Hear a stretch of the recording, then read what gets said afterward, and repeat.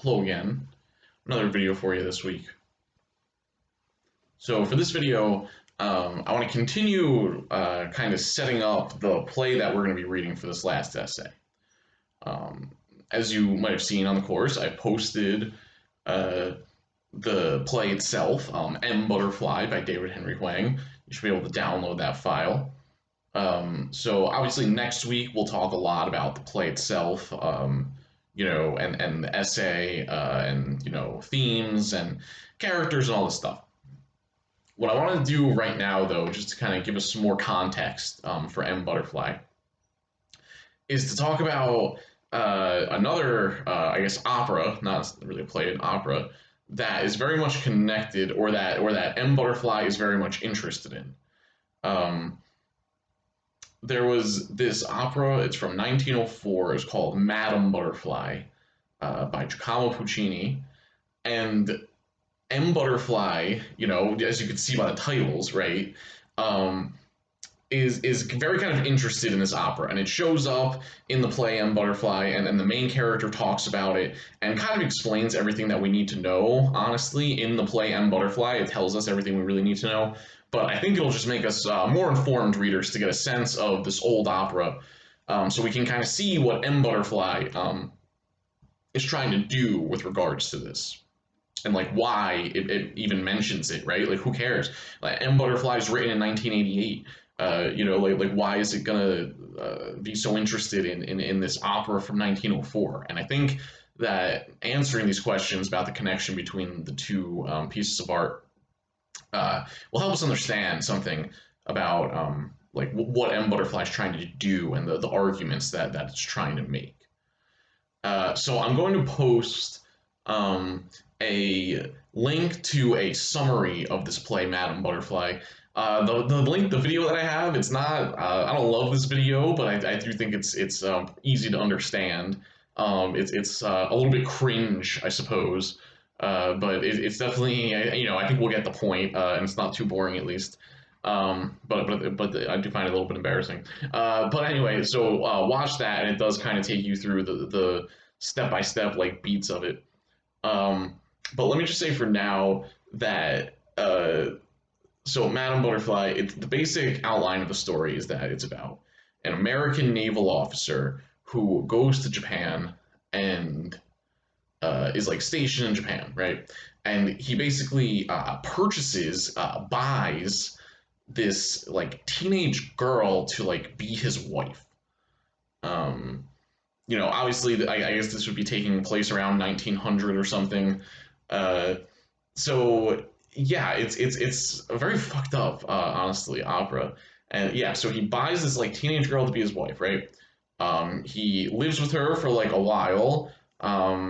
Eventually, gets her pregnant, and then it's time for him to go back to America. So the whole time he kind of always planned to abandon her. So he goes back to America and he tells her like, oh yeah, I'll come back eventually. So she kind of is waiting for him and is very very sad, and they mention how she's like constantly like looking to the harbor to see if his ship will come in. And then there's another character, another American character who's like a diplomat. They call him a consul, right? So like a diplomat, and he is like, yeah, trying to talk to Butterfly, the right, I should mention that the like teenage girl that is Butterfly, from the titles of both of these things. Um, yeah, so so the consul, the diplomat, he finds out that Butterfly has the child, right? And then the naval officer, Pinkerton, the naval officer, he's been gone for years at this point, so the child's like a couple years old or something.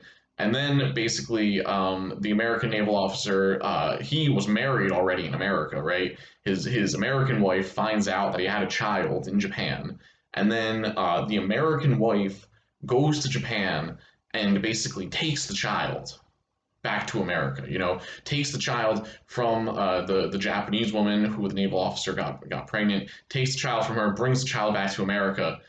And then the ending of this opera is the Japanese woman um, committing suicide. Uh, and it's framed as like kind of like honor suicide. sort of thing, like seppuku or something like that. So yeah, it's a terrible story, right? But it's kind of glorified, I would say, in the way this opera is, because you know how opera is. It's all lofty and dramatic and high, high emotion and stuff. And even in M Butterfly, we'll see the main character of M Butterfly refer to Madame Butterfly as like a beautiful story, and I think that's kind of how it was perceived. Probably because people at the time, they just didn't view non-Europeans as like fully human in the same way. So they're not that upset that this woman died, right? That they're more about like, wow, look at this. She must have really loved him, a true sacrifice. She gave up everything for this guy, even though he was a total asshole and didn't do anything for her, and took advantage of her, honestly. So it's this kind of fucked up opera. It's a shitty story, I would say. It's basically colonialist as well. I think there's a connection here between Madame Butterfly being written 1904 and kind of like where like American foreign policy was this time. So you really see America start to build up its empire um, in the late 1800s after the Civil War and everything, like the 1880s, 1890s, and into the early 1900s. And then, it takes off from there. But like around this time, the turn of the century, is where America first starts to kind of take over these other places. Around 1899, 1900, you have the Spanish American War, where America fights this war with Spain and takes over more land on the American continent, but they also get Puerto Rico, they also get the Philippines. And I think the Philippines is the interesting one when we're thinking about like this American naval officer being in Japan, right? Like what were the historical conditions that would put an American naval officer in Japan in 1904? I think you can't separate it from like the America expanding its kind of influence all over the world, and yeah, taking places over, increasing its empire. I don't know if you guys remember learning about this with like Philippines and stuff when America tried to take it over for a while, and then basically there was like a huge war with the native Filipinos, and yeah, the Filipinos basically like kicked the Americans' ass, and it was a terrible war and everything, and America eventually I think kind of gave up.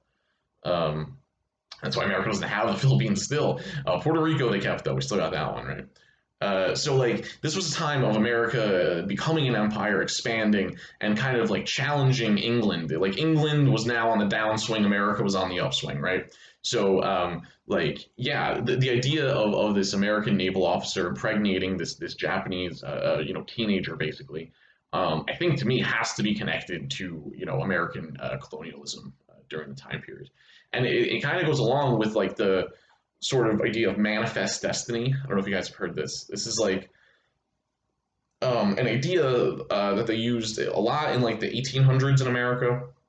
Manifest destiny being the idea that like America was destined and almost entitled or like chosen by God in a way to expand. And for a long time, it was about the continent. It was about like the American continent itself, and going all the way to California and going past, because they had the Louisiana Purchase and stuff by this time. So it was all about pushing even further west than that. And yeah, it was kind of like a religious thing in like, it's kind of similar to like the divine right of kings, how people used to believe that like the king was chosen by God.